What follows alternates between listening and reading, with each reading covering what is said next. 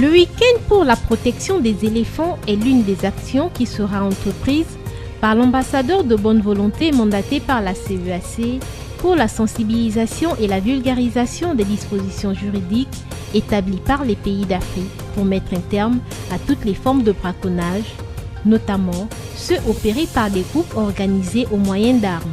Ce type de braconnage menace la sécurité des populations et met en péril l'existence de cette espèce intégralement protégée.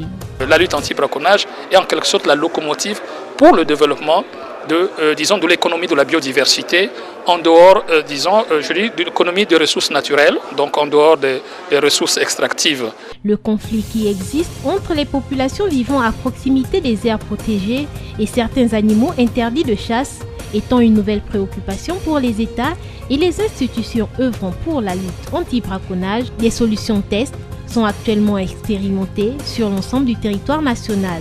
Nous avons commencé à tester un système de fusil à cartouche de piment. Apparemment, l'éléphant et le piment ne s'entendent pas très bien, de façon à chasser les éléphants des zones villageoises.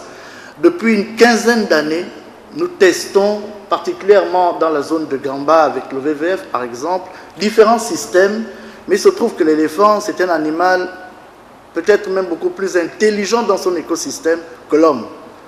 Il finit par déjouer l'ensemble des mécanismes que l'on met en place. À la suite du plan d'urgence qui sera déposé par le secrétariat de la CEAC auprès des pays membres, une action de communication et de sensibilisation sera mise en place pour une protection efficace des éléphants encore chassés pour leur ivoire.